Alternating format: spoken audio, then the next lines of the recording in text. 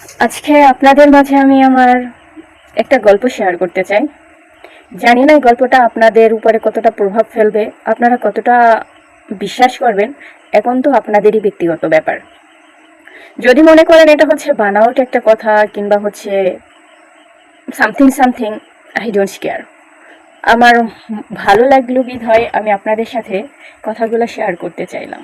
ঘটে যাওয়া জীবনের একটা অদ্ভুত গল্প, সেটা আপনারা ভালোও নিতে পারেন, খারাপও নিতে পারেন।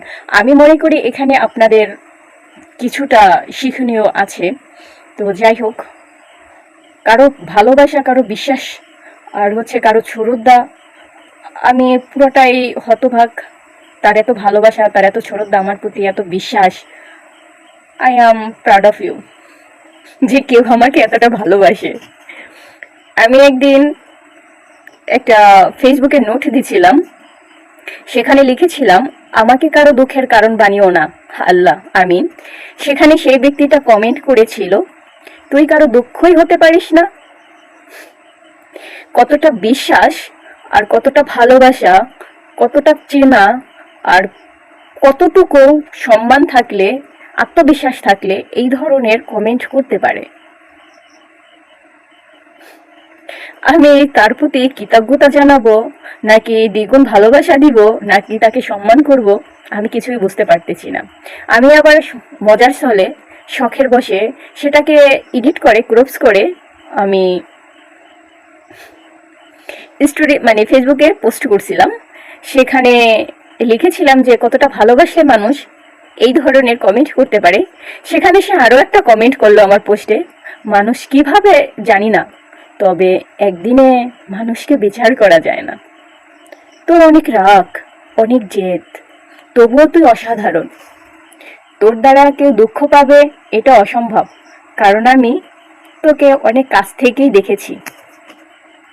কতটা ভালোবাসি সে আমাকে, তার জন্য এতটা কমেন্ট, এত সুন্দর এটা কমেন্ট করেছে। তো যাই হোক, সে তার ভালোবাসা কিছুটা হলো প্রকাশ করেছে। আমি তো আর আমার ভালোবাসা প্রকাশ করতে পারি না।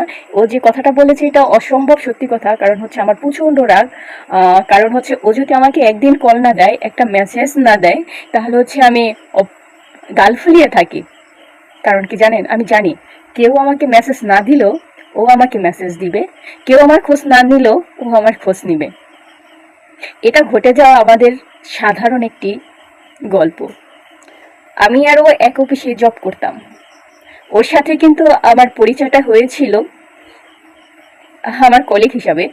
কিন্তু হচ্ছে সেখানে আমি ওকে আমার শত্রুর মতোই দেখতাম। ও একদিন আমাকে বকা শুনিয়েছিল, মানে ছাড়দের কাছে বিচার দিছিল আমার নামে। তো আমি ওকে শত্রুভাবেই দেখতাম। সেই শত্রুতা থেকেই ও আমাকে একদিন বকা শুনিয়েছিল, আমি ওকে অনেক দিন বকা শুনিয়েছিলাম, এবং কি ওকে আমি বকা শুনিয়েছিলাম এভাবে ও কান্না করেছিল প্রায় 1 থেকে 1.5 ঘন্টা। এরকমই ছিল আমাদের শত্রুতা। ও আমাকে বকা শুনিয়েছিল একবার, আমি ওকে বকা শুনিয়েছিলাম 10 বার।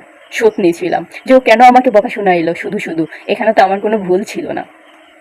যাই হোক, কথা বলতে বলতে, ও আমার জুনিয়র ছিল, আমি আর সিনিয়র ছিলাম, কথা বলতে বলতে আমাদের মাঝে ভালো একটা বন্ধুত্বর মতো হয়ে গেল। ও আমার সাথে কিছু শেয়ার করতো, আমি ওর সাথে কিছু শেয়ার করতাম।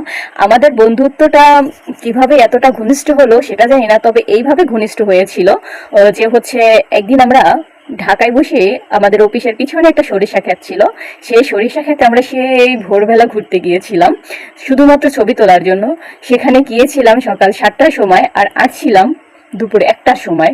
তাহলে মনে করেন আমরা কত ধরনের ভিডিও, কত ধরনের ফটোশ্যুট করেছিলাম। আমি কিন্তু তখনও ভালো করে ফটোশ্যুট করতে জানতাম না, কি স্টাইলে দাঁড়াতে হবে, কিভাবে ভিডিও